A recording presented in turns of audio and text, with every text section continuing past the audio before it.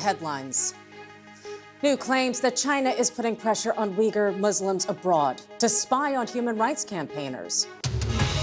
A British man who killed his seriously ill wife at their home in Cyprus is released from custody. Now, the body which Russia and Ukraine exchange fresh drone strikes after a residential building was hit in President Zelensky's hometown.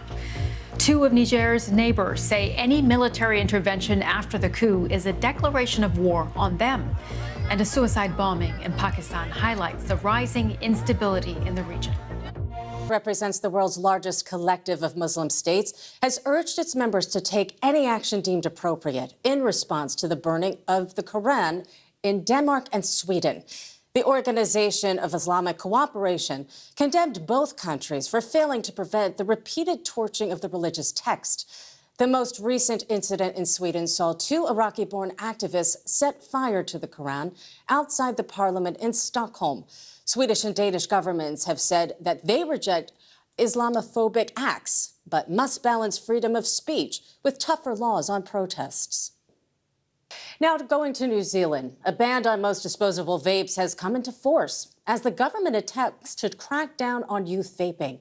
Now, under the new rules, new vape shops won't be allowed to open near schools and enforces generic flavor descriptions, so more evocative descriptions like strawberry jelly donut would become berry.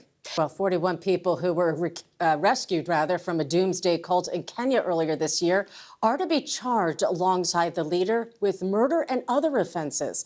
Prosecutors say their investigations have established that the victims turned suspects were parents or grandparents of children who died or are missing.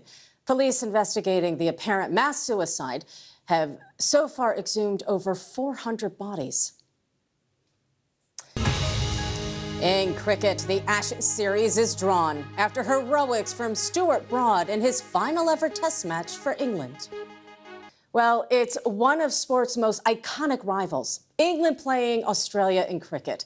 And this year's Ashes series is finally over. But there was disappointment for Australia as they lost the fifth and final test against England, meaning their series ended in a draw.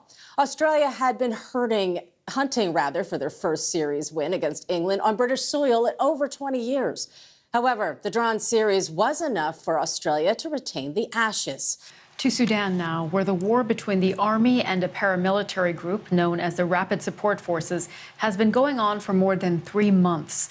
In that time, dozens of women have reported incidents of rape and sexual violence. Various UN organizations published a joint statement in July saying that sexual violence is being used as a tactic of war.